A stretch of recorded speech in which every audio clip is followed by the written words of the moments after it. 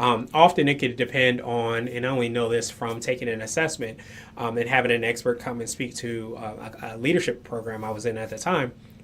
We often find that the time that you take this assessment can influence how you score the assessment. If you go through a day where you've made a lot of decisions, it's quite likely you're going to score higher in D because you literally made all the decisions. If you spent more time in other areas, maybe spending time with friends, you might be and feel more influential. If you're steadiness, you might be the person that someone just leaned on because they were going through a difficult time. If you are somebody that literally just got a bunch of proposals and you have to pick the decision of who you're going to go with, and you know it's a very important decision, you have to look at the numbers and analyze all the data, look at the reviews, all those things, you might find yourself a little bit more conscientious. So that just gives you a little bit more of a snapshot. I think we're a blend of different ones, but I, for more times than not, have found that I'm a higher D.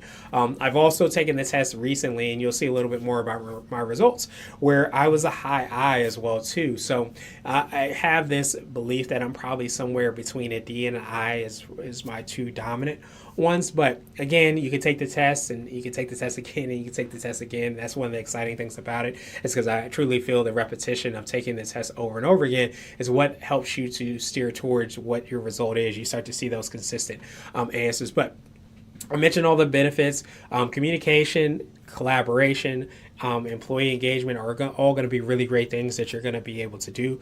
But one of the things that is bolded here is the inclusive work environments. I think in this day and age, and it's also kind of mentioned in this book that I always mention called It's the Manager, you want to make sure as a leader you're creating a really great team environment. And one of the best ways to do that is not necessarily by saying this is the way it's going to be and being the one in the front and saying you have to do it this way, is more in terms of being like a coach and understanding and coming to your team where they are, so you can make sure that you are helping out and implementing the activities that are going to align with the strengths of your team so that you can create that winning environment. So with that being said, Fletcher and his team go through really different ways in order to, conduct the DISC analysis, how to share the results, how you can adapt as a leader within an organization to make sure that you are paying attention to these styles. I really love, the ability to learn about this because it gives you a little bit more awareness in terms of like how to communicate, but also how to lead certain people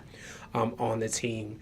And I'll show you a little video as well too. You'll be able to find that in show notes a little bit later, where you will be able to kind of see some really cool AI tools that actually tell you what your DISC is based off your LinkedIn profile.